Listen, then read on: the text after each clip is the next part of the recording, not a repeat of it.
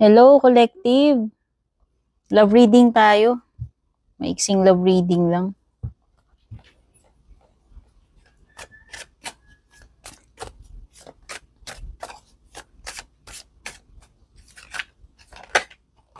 Check natin. Anong energies sa inyo na itong person mo?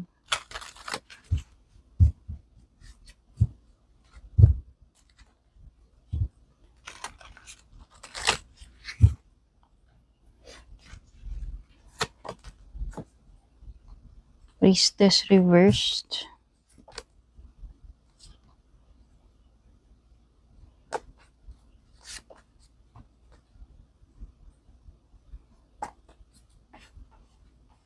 So, nagkakalabuan kayo, no? Kakaproblema pa kayo.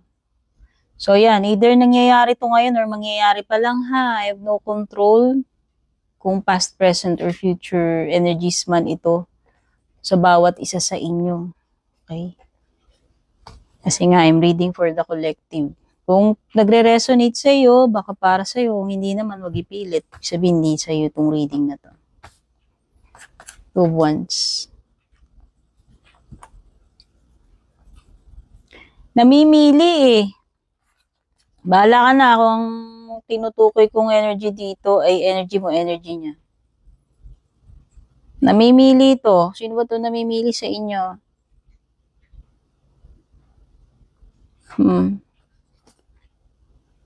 Dalawa ang kadil nito or pwedeng hindi lang.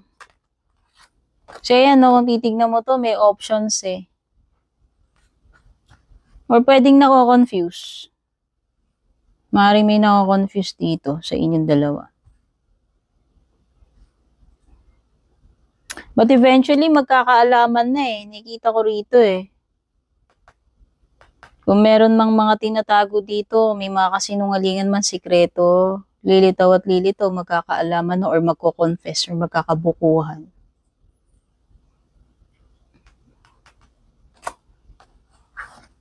Meron talaga, may problema na or maaaring may problema na talaga sa inyong dalawa. Kumbaga, tanggapin man or hindi, i-deny man or hindi, mukhang meron na talagang lamat or nagkakaproblema na rito.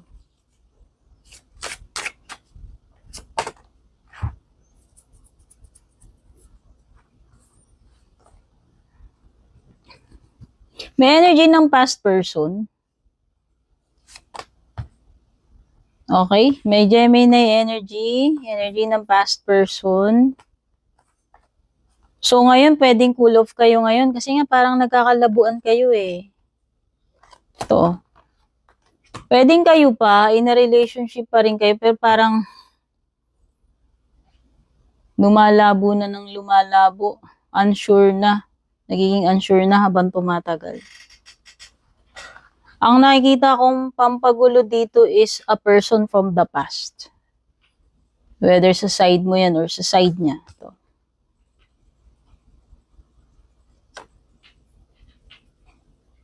Oo. Parang nagfo-fall out of love na. Hindi yung kanta na I'm all out of love eh. Fall out of love. Charot. Parang gano'n na yung nangyayari sa inyo. May energy dito. Ito, decision to eh. Major decision na kailangan gawin. Mamimili. Or pwedeng nawawalan na ng love, nawawalan na ng respeto sa isa't isa, nagiging cold, disconnected. Hindi na kagaya nung dati. Sabi ko parang nagkakalamat na, no? Mihina na yung samahan. Talaga energy ng ano dito, ng dalawa-dalawa. Ang dami eh.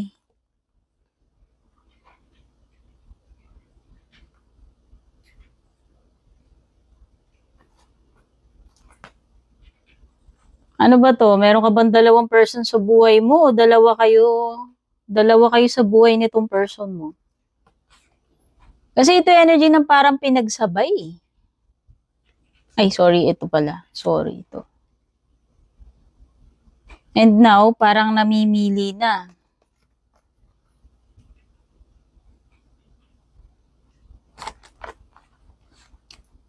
I hope hindi ka naman niya ginawang option lang, ano? Baka mamaya, nung umpisa pa lang,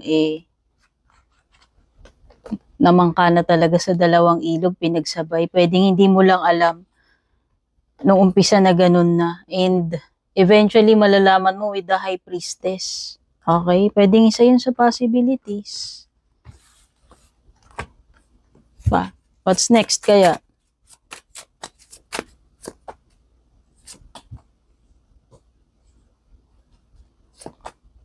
Ouch.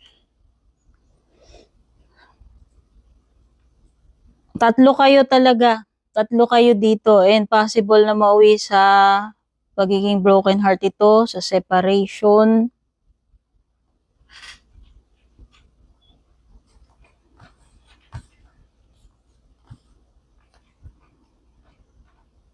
Oh, so ito yung sinasabi ko sa'yo. Yung past person, pwedeng yun yung pampagulo sa inyong dalawa eh. So sabi ko nga parang nung umpisa pa lang existing na yung third party or yung third person. Existing na. It seems na dati niya nang kakonect yan eh.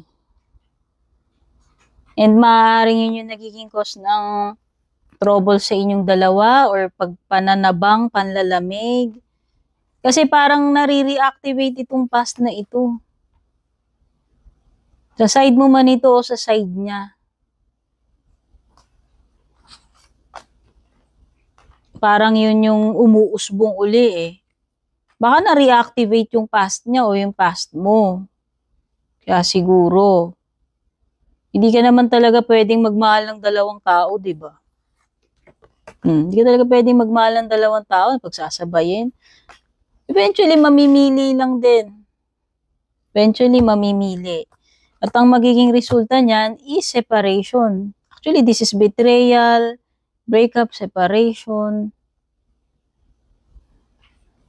May mabobroken heart for sure dito. Kung di man ikaw siya.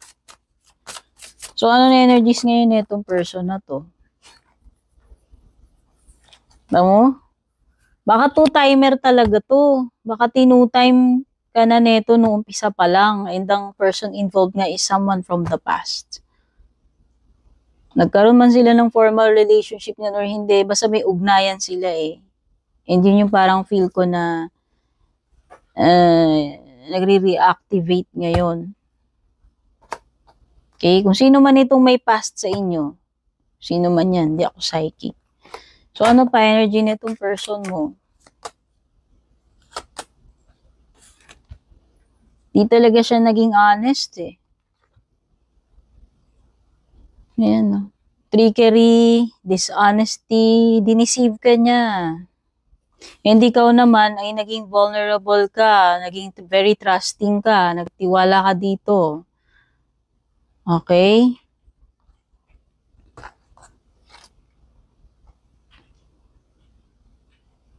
Oh, magkakaroon ka na ng awareness dito eh. Maybe ito na yung magiging wake-up call mo. Kasi parang magkakaroon ng reveal dito eh. So, na ba yung priestess? Meron akong na-pick up kanina na priestess card. Yan.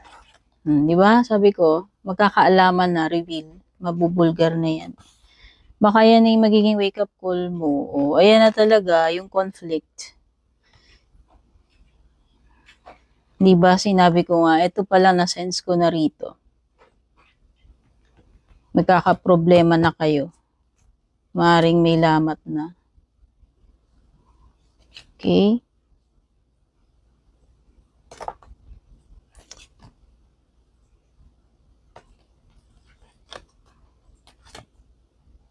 Ano pa? Parang meron talagang something doon sa past. Ayan. Nare-reactivate.